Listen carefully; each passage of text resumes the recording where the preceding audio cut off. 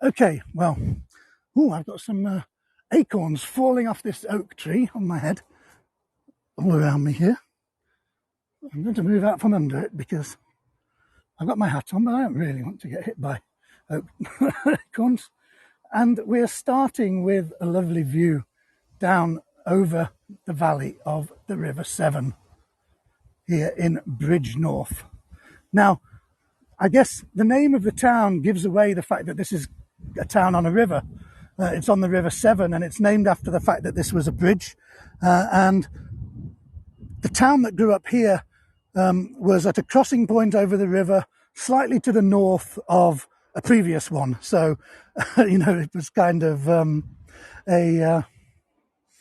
to contrast it with another bridge to the south, which is no longer there. And we're looking along the valley of the River Severn here, looking northwards.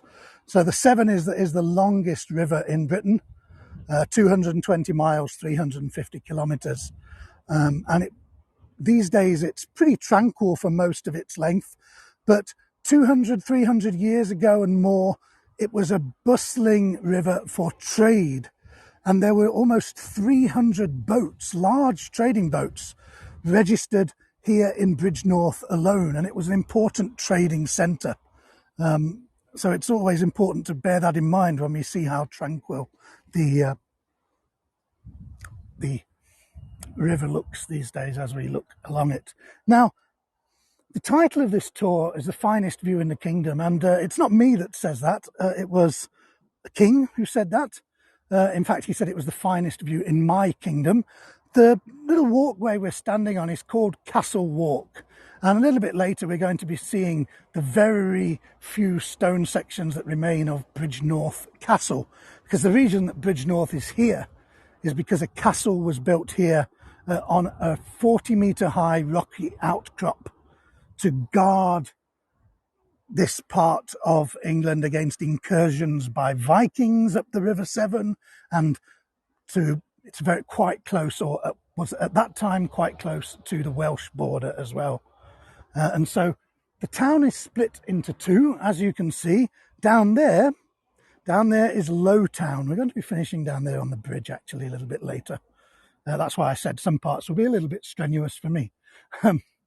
So it's divided into Low Town and High Town.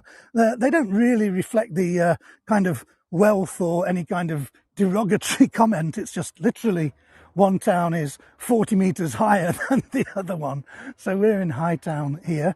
There are loads of steps, and there is traditionally one historic street that links the High Town to the Low Town, and it's called the Cartway, because traditionally there were horse and donkey drawn carts that brought goods up from the river up to the higher town, which is the main centre of settlement, obviously. So you had all the sort of trades and crafts and the trading areas down by the river, and then up in the higher town was where you had the markets where most people lived. And I'm zooming in here on a very grand timber frame building. That's a 17th century building called Bishop Percy's house.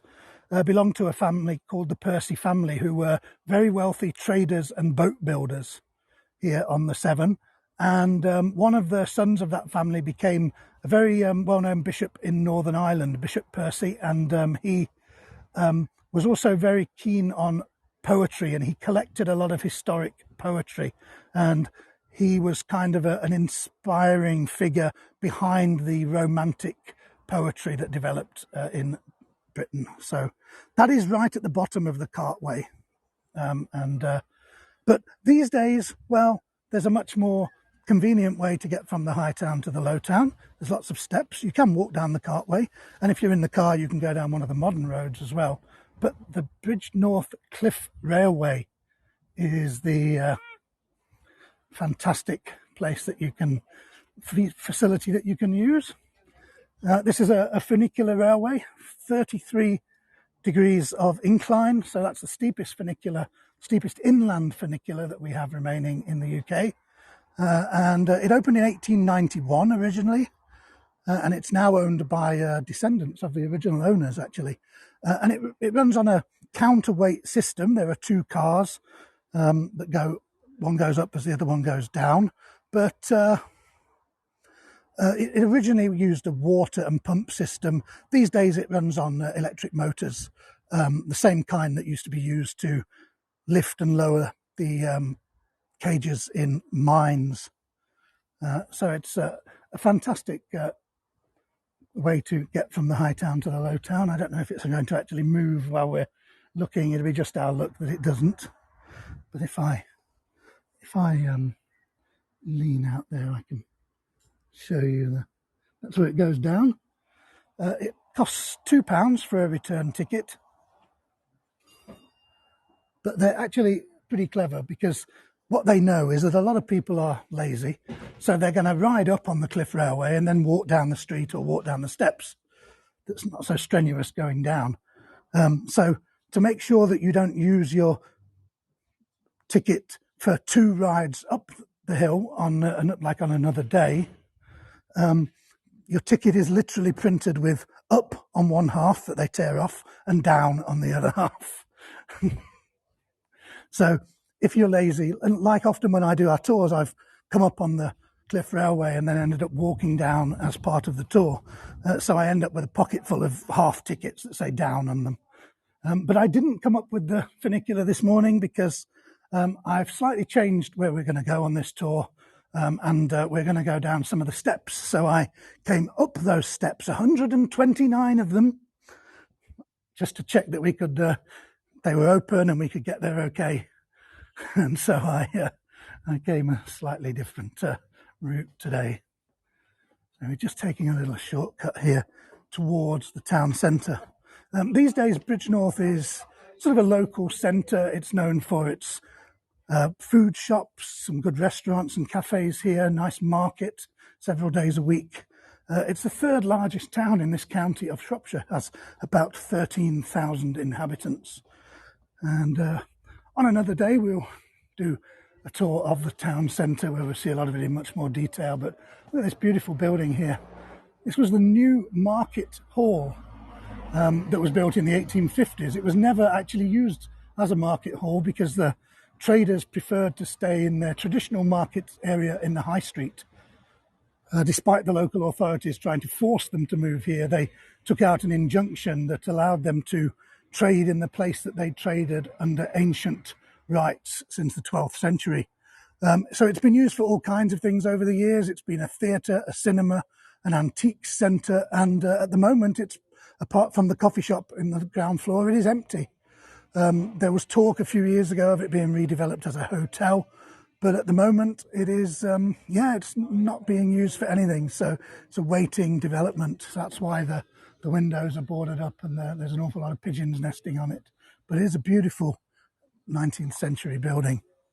The other thing that Bridgnorth was known for was its pubs. It used to have, it still does have quite a lot of pubs considering the size of the town. But, as it was kind of an inland port, I guess you always associate ports with hostelries and inns. And that was the case here. And this is one of their lovely old pubs, the Shakespeare. And they serve a beer from the region, Jules. Jules is a local brewery from this region. And they operate several historic pubs. And next to it, a beautiful tea room called the Castle Tea Rooms. So we're going to head along East Castle Street towards the parish church. Signs are very helpful, and the street names again, as so often happens in our historic English towns, the street names give a pretty good clue as to where you're going to end up if you follow them. But East Castle Street these days is very much a grand 18th and 19th century residential street. Some of the buildings are still residential, some are businesses like offices and medical practices and that kind of thing. And the reason it's a 17th and 18th century street is because the previous street that was here originally led to the castle. Part of this street would originally have been within the castle walls before the castle was destroyed in the 17th century. But during the English Civil War, the castle in Bridgnorth was besieged and there was artillery flying around, and the town centre of Bridgnorth caught alight, and most of the houses built of wood at that time burnt down.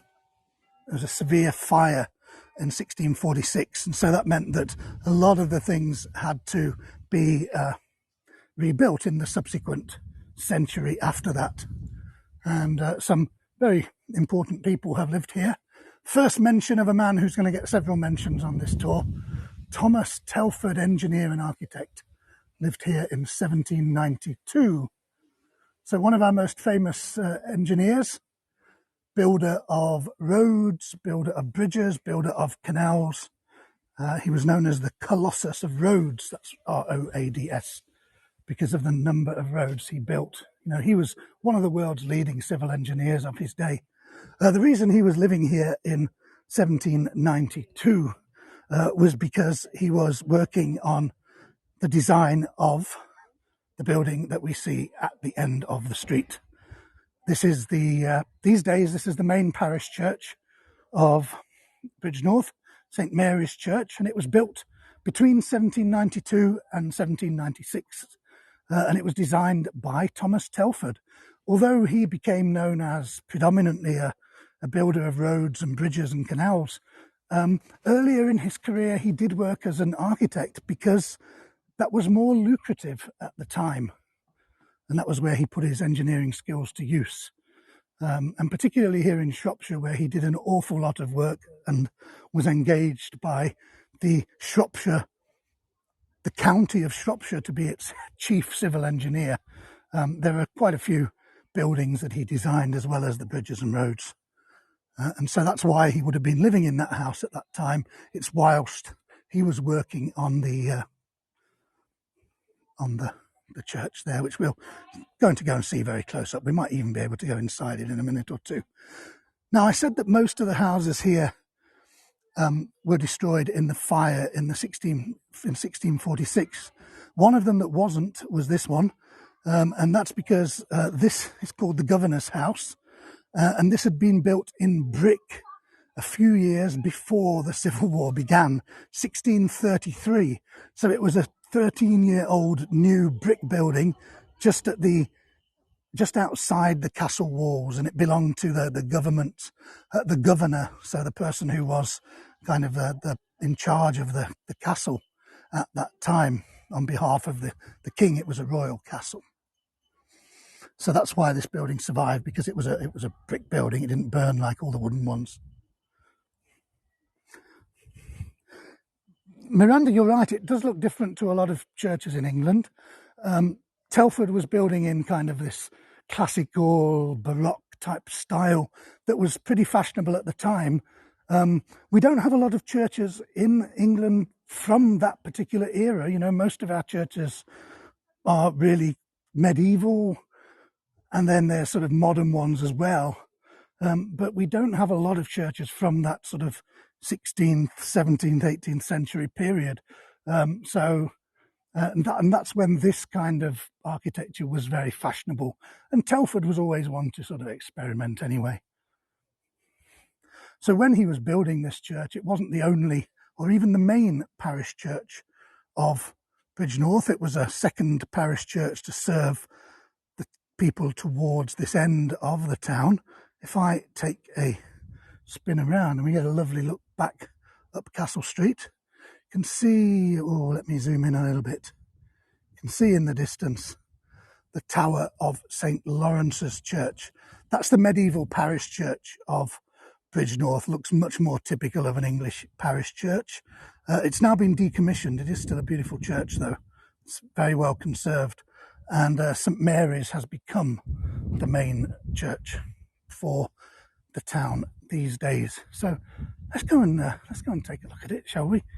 Hopefully we can get inside. There's certainly not any services or anything on. So when I walked past earlier, they were cleaning. I could hear the vacuum cleaner. So they've made it nice for us anyway. Let's go inside. St Mary Magdalene Church. And what we have in the vestibule here is a picture of the man who designed it, Thomas Telford. born in 1757. So, you know, he was 35 when he designed this church. He was born on the 9th of August, shares a birthday with my father. My father was born a little bit later than 1757, but they do share a birthday. He's a Scotsman, Telford, born in west of Scotland. Many great engineers were. And what I'm going to try to... No, I don't think I can... unfortunately, I don't think I can point the camera into the church. They've got some kind of mother and child club going on, and we're not allowed to film kids without their parents' permission, or to film where kids are around. It's just it's not something that we can do, obviously. MB, he didn't study as an academic. He wasn't because, you know, in those times, engineering and those kind of subjects were not available. They weren't academic disciplines. He did an apprenticeship. He moved down. I think he did an early apprenticeship up in Scotland, mainly to do with hydraulic engineering in the docks and things like that. And then he moved to London, where he sort of completed his training and started to establish his reputation. So he got a very good reputation for delivering projects on time and on budget. So, you know, in any civil engineering project, that is one of your main considerations. But he did also, you know, have a great understanding of materials and those kinds of things. So what we can see here is the tower, the one remaining tower of the medieval Bridgnorth castle. And we'll see that much closer in a moment. The church here, you see, we would at one time have been within the castle walls. The castle was here until the Civil War in the 1640s, and it was a royal castle over the centuries. And during the Civil War, it was the Royalist army, the Royalist garrison that was here, and it was besieged by the parliamentarian troops. And once they had successfully won through that siege, the garrison surrendered. At the end of the Civil War, the same happened here as happened with lots of castles around the country that had been strongholds of the royal cause. The victorious parliamentarians wanted to make sure that there wouldn't be future uprisings by the royalist supporters against their regime. And so they blew a lot of them up. You know, they knocked down the outer walls, and in this case, they destroyed the castle, the walls of the castle, the outer buildings, and a lot of that spare stone was used to rebuild the town of Bridgnorth, which had been devastated by fire during the actual fighting. So the church that Telford built was on the site of the castle chapel. So the castle would have had its own little church, so that the soldiers who were staying there and the royalty, any royalty that was in residence, would be able to use it for their worship. And on that site, once the castle had gone, that was where Telford built his church. And we can get a nice view of the church from here as we go around.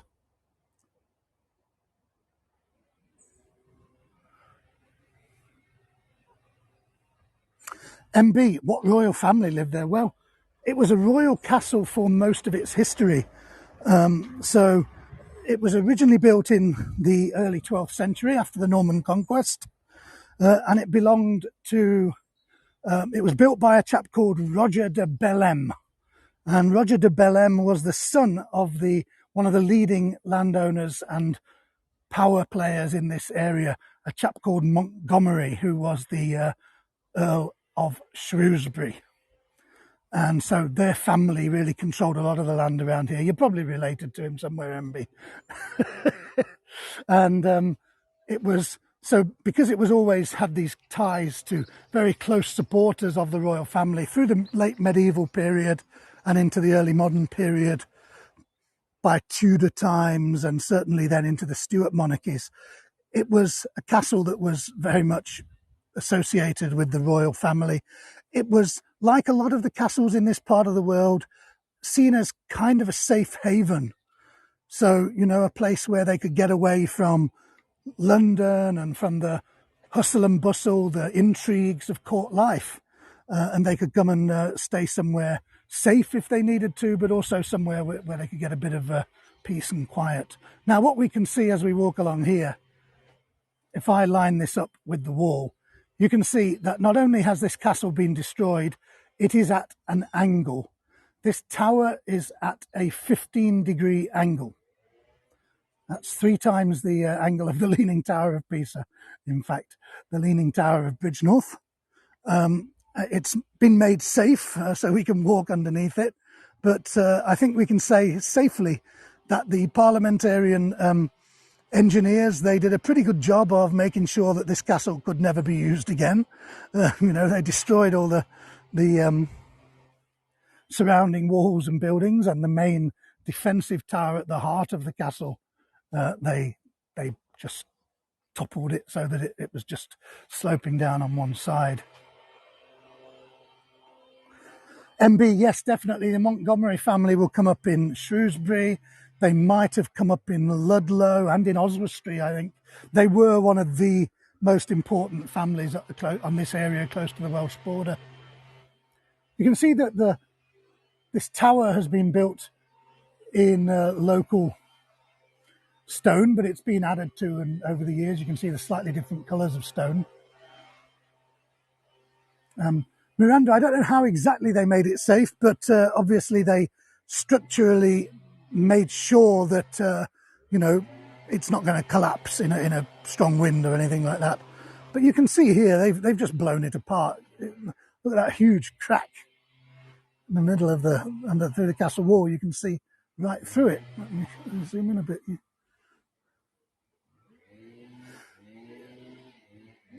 MB, yes, Belem. I think it was L-E-M-E, Belem. Like a bell, like ding dong, a bell with E-M-E on the end. Now, what has been made of the area where most of the castle precincts were in medieval times is these days a lovely garden. So as we come into here and we see the remains of this castle ruin garden, it sounds like somebody's doing some work on it as we speak. Let's you up there. Look. You can almost there see the part of a doorway, halfway up. You can see the stonework, that this is an archway that would have been either a window or a doorway on one of the upper floors of this tower. It really is quite a thing to behold. Yes, Sam, it is. But on the other hand, we've got a lot of castles that are still standing. So I like the idea that we have castles that are in different states of repair, because they're all a little bit different then, and we can see different aspects of the history from looking at them. And here again, we get a really good idea of the slope of it. Let me show you this. It looks like my screen's a bit skewed, but it's not. It's the castle. My screen is straight. It's the castle that's wonky, with, as you say, these huge cracks along it. It's absolutely incredible. But the area of the castle was kind of a sort of just an open area, I guess. But in the Victorian age, the 19th century, they converted it into gardens. The way that the gardens are today, this was a project in 1887, which was the Golden Jubilee, 50 years of Queen Victoria being on the throne. And so, like the Jubilees for Queen Elizabeth II, there were a lot of projects and community events that went on. And these gardens were created at that time. And over the years, they've become home to the town's war memorial, and they have kind of a war memorial function as well, especially being built on the site of a castle that was blown up as part of a war. And you have these hedges here that are in the shape of, we have a ship here representing the Royal Navy. And then we have this bed with the red flowers around, which represents a tank, so that represents the army.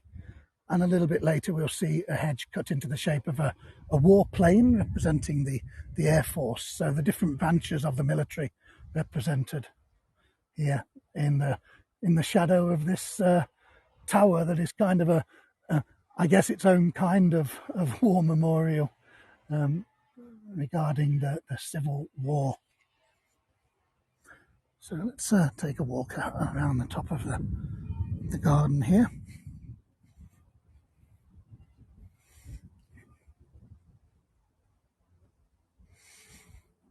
There's a lovely spot. So here's the warplane. Not the one flying over. I can hear a light aircraft flying over, but this is the depiction of the plane here. So representing the plane. And you're anticipating a view. Oh, well, we'll get another view shortly. Yes, absolutely. Now this is the town's main war memorial of originally for World War One. It depicts a First World War soldier. He hasn't the pigeon sitting on his hand that's just an actual pigeon. That's not part of the sculpture. So he's depicting a member of the Royal Shropshire Regiment as they would have looked fighting in the trenches of World War One with their pigeons. Oh, there goes the pigeon. Should be a dove really on a war memorial. But as you can see, we have let me take a step back without falling over. We have the war memorial. We have the flag at half-mast, of course, as we have all around the country at the moment in tribute to the late Queen Elizabeth. And we also have on the plinth of the war memorial, this is where Bridgnorth people have been laying their floral tributes in memory of the late Queen. So most towns, people have chosen a prominent position, whether it's the town hall, the church, cathedral, whatever it might be. And absolutely, Beatrice, their floral tributes in memory of Her Majesty. Absolutely, Sam, it does. And I don't know if any of you caught the procession yesterday, or I watched it on TV live, and from Buckingham Palace, and I found it very, very moving. And the fact that everybody stayed, the military, of course, you expect, but even the civilians, everybody stayed in perfect step, and it was kept by that drum beating, just constant drum beat. It was like a heartbeat, I felt, through the whole thing, and it was. I found it really quite moving. Nothing really happened, but it was just very moving, and it's very bizarre because not only is it kind of the Queen, who's been part of her life, been part of our life, she's the only monarch I've ever known. Is it rude to call her Madge? Well, I don't know if it's rude. I wouldn't call it a member of the royal family to their face, but it's a kind of a good shorthand. It was also because those are streets of London that were so quiet, apart from the people who were there specifically to watch the procession. The streets were closed, and when they walked through horse guards through the archways, I was thinking 3 weeks ago I was there. I was standing under that archway with a group of people giving them a talk about the history of the place. And now you've got the Queen's coffin being taken through there, and it was just so bizarre. But it was really quite a moving event in itself. And lots of tributes to Her Majesty here. Thank you, Mum, we can see, and there's a picture of Her Majesty there as well. So it's a scene that's been reported, up and down the country and around the world, I guess, over the last few days. And it is... Now, what are we going to see a view of here? We might be able to... You can see the steam and the smoke rising. This is the steam railway. That is Bridgnorth railway station across the way, and the railway that runs here is called the Severn Valley Railway. It's a historic rail line, steam rail line that is run by volunteers. It runs along the Severn Valley to the town of Bridgnorth. Very, very popular excursion with people in the area, and they have themed days and that kind of thing. It's absolutely fitting that they have a steam railway that runs from here in. Oh, there it goes. There goes the toot of the train. It's absolutely fitting because the world's first steam locomotive that pulled anything that could carry passengers was built here in Bridgnorth by a local company under the direction of the engineer Richard Trevithick back in the 1800s. Nearly, your husband was there yesterday with the BBC. Wow. Must have got, a very, very close-up view of events. And I think everybody associated with the BBC, they did an amazing job of covering it with just the right combination of information and dignity, I thought. So well done to all involved. Here at the centre of the park, as is the case with most English parks, we have a bandstand, a wrought iron bandstand, which would have been a lovely place of entertainment. And I'm sure from time to time in the summer there are musical performances still taking place here, particularly on a weekend afternoon. You can see the benches here arranged in a circle around the bandstand. They're really popular.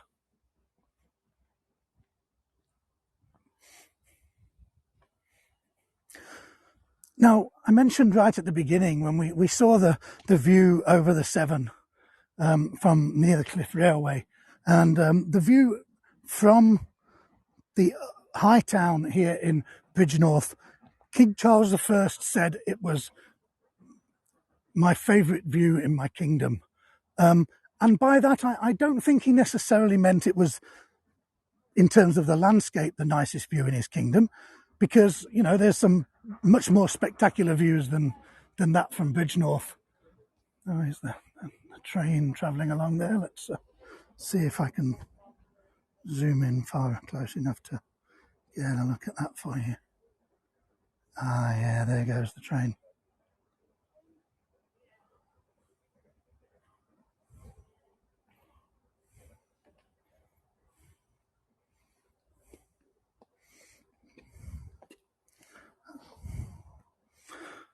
I think one of the things that King Charles I would have meant, Charles I had a lot of enemies, which is why we ended up having a civil war.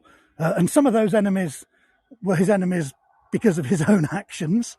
But I think what he meant when he looked out along the river here in all directions from his castle at Bridgnorth was not only that it was a pleasant view, but also that when he stood here and looked out, he knew he was safe.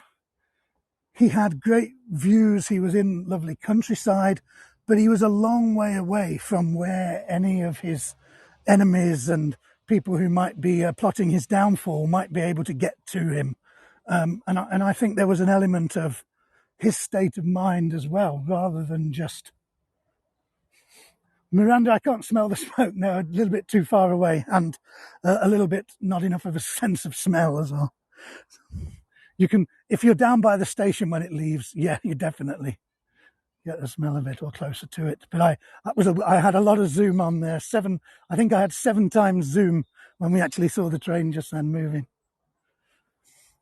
So, we're walking along the outside here, the Castle Walk, and the chances are that these trees here would not have been here when Charles I was looking out over the river, the valley and the countryside.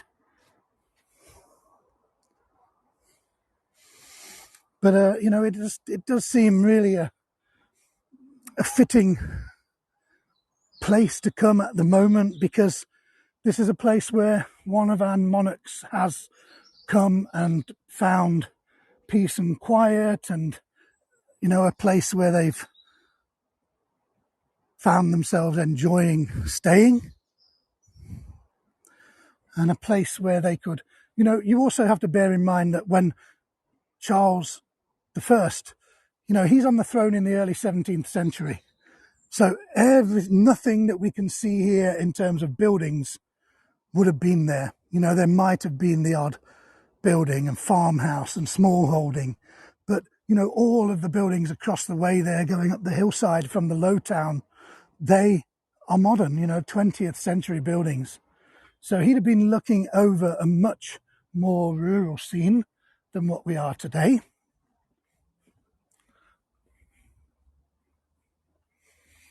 But it is a lovely spot, and you can see why a castle was originally built here, because you can see for miles, you can see along the valley of the River Severn to the south.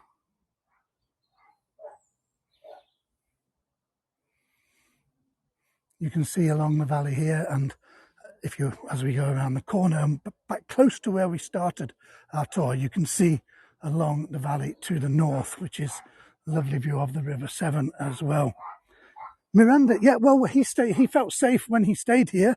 By the time it was demolished, he was unfortunately already gone, because he was beheaded in 1649. So it was only later, when the parliamentarians and Cromwell's regime was in place, that they actually demolished all of those royalist strongholds. So now we're going to go down for the last few minutes. Library steps, which, according to my leaflet about the steps of Bridgnorth, I have some very niche pieces of literature in my collection, let me tell you, is 129 steps. I walked up them this morning. I didn't count them, but I'm going to make my way down to Low Town. And what we pass on the way, the reason they're called library steps, the old library, an 18th century building here.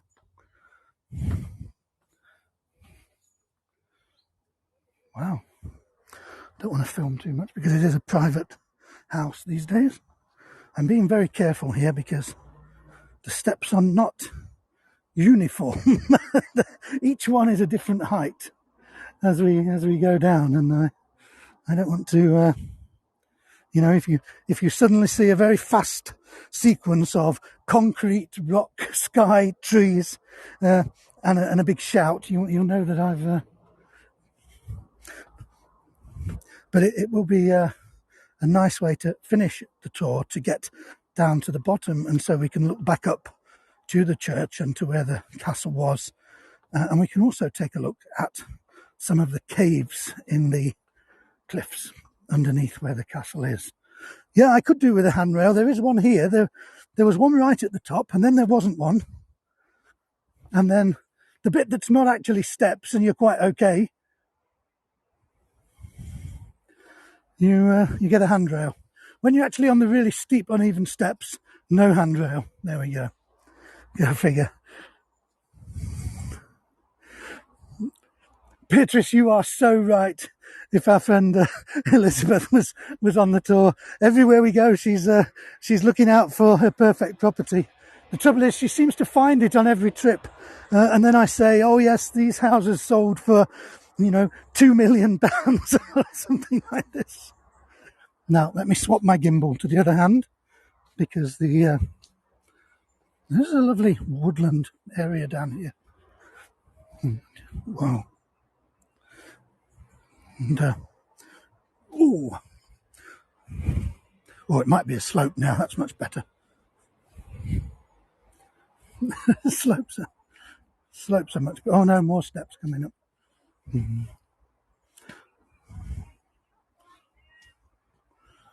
You know when you turn in that little road? Oh, sorry.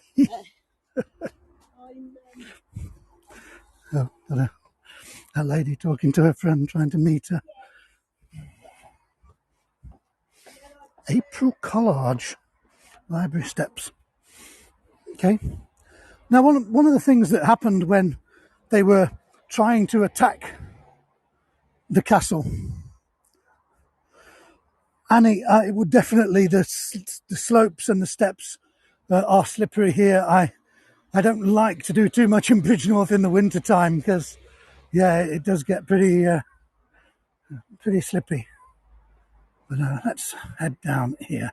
When they were besieging the castle here in Bridgnorth in the Civil War, the parliamentarians were obviously they were trying to attack the walls at the top. They were in the town, they'd occupied the town, and they were, the soldiers, the royalist soldiers were all pulled back inside the castle, so they were bombarding it. But they thought, after the siege had been going on, because the siege went on for several months, and they decided that maybe they could use the fact that the castle is built on sandstone cliffs. And as a type of rock, sandstone is pretty porous and pretty easy to excavate. So they decided that they would tunnel up through the cliff from underneath and then fill the tunnel with explosives and undermine the castle. So basically just blow up the tunnel and then try to collapse the castle. Yep, that's the way I went up there this morning. I had a breather halfway up, and I had a nice coffee when I got to the top. And so the parliamentarians set about creating that tunnel, and they were under the command of a man named Lavington. And Lavington and his parliamentarian engineers, they created a tunnel here that went up through the rock. And that's what this cave is. I don't think there's much we can see. It's been made safe and bricked up these days. But this cave is now known as Lavington's Hole. And they never managed to fulfill this plan, because while Lavington and his men were still under here digging away, the royalist garrison in the castle actually surrendered and the siege was lifted. So poor old Lavington and poor old soldiers who were spending ages sweating, labouring away, trying to undermine the castle through this tunnel, all their efforts were in vain, because they surrendered anyway. So, and Lavington's Hole is, that has a military history, but the cliffs around here were famous as having been lived in until the 19th century. So there were people living in caves in these cliff sides here in Bridgnorth until, what in the grand scope of history are relatively modern times, middle of the 18th century, the 19th century, the 1800s. And it's pretty amazing that that was something that was going on. Miranda, they're made of sandstone. It's local sandstone here. So, you can see here, this is a great example of caves where people would have lived. People might even have had their businesses in there at one time. Possible falling rock. These days, they're all got bars across the front. You can't go in there. But it is fascinating to see how you have the low town, the high town, and then people living in the cliffs as well. And they've created a beautiful little garden at the base here as well. Now, we're running over a little bit, but I've gone a totally new route today, so I just wasn't sure how long it'd take. But what I do want to do is get up onto the bridge, if that's okay with you, or if you're happy to hang on for a couple of minutes. I'm more than happy to do that, because then I can show you everything I wanted to, and I can also show you this little garden here, the bottom of the cliff. And we can get up onto the bridge. I have to cross the bridge anyway, because I'm parked on the other side of it. So,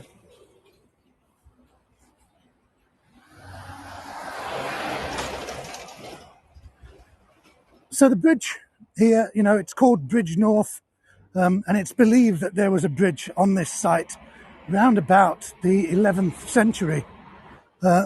That's not this bridge, of course. The medieval bridge would have, like a lot of medieval bridges, it would have had a chapel on it, it would have had buildings on it. It would have been probably quite rickety, even if it was made of stone. This bridge was built in the late 18th century. So the very end of the 18th century. And I bet you can't guess who was responsible for this bridge. I'll give you a clue. We've seen his house. We've seen his church. There's a big town just up the road named after him. Thomas Telford was the man responsible for this bridge. And what a lovely bridge it is. And even though we're not sure that there was ever a bridge from the 11th century, we know that there was a bridge here in 1272. So we know that in 1272 there was already a bridge here. The reason we know that is because some legal records remain in the archives that tell us that there was a criminal case in 1272 where two local men from the village of Broseley were up before the court for having had a drunken fight, an altercation, and the place that occurred was on the bridge over the Severn at Bridgnorth. So because of these two drunken chaps having a fight one evening, that's how we know that there was a bridge here in at least 1272. So, you know, what an amazing and quite bizarre reason to know such a historical fact. But, yeah, that's... Suzanne, he did build an awful lot of canals, yes. Canals, roads, bridges. He was literally one of the world's most important civil engineers of the 18th and early 19th centuries. So we saw the Cliff Railway at the top. That's where the Cliff Railway is, at the bottom of the cliff. So if you don't want to walk up and down those steps let's say we, because then I don't feel, if I feel like all you have walked up and down the steps with me, I don't feel so, it makes it easier on the legs to think that you were sharing the effort with me.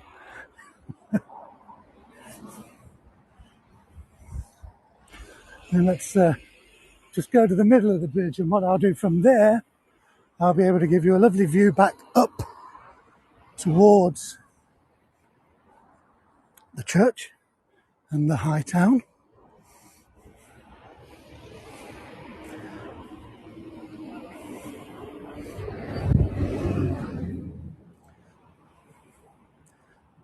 With some of these flowers as a foreground shot. So here we are. Let me try and get the... No, I've got a better set of flowers over here, look. And we don't have a road sign there. Let's go with these flowers. There we go. That's what we want. That's the postcard we want, with the Telford's Church on top of the hill. We're standing on Telford's Bridge. When I leave here in a few minutes, I'm going to follow a sign towards the town of Telford. So the biggest town in Shropshire is named after him. That is actually quite a new town. It was established in the middle of the 20th century as an kind of an overspill town for the big industrial areas nearby. And they gave it the name of the most famous civil engineer in this particular part of the world. So Thomas Telford, a hugely important figure, but, you know, really a lovely spot. I always love coming to Bridgnorth, and I hope you've enjoyed taking a stroll around here with me this morning.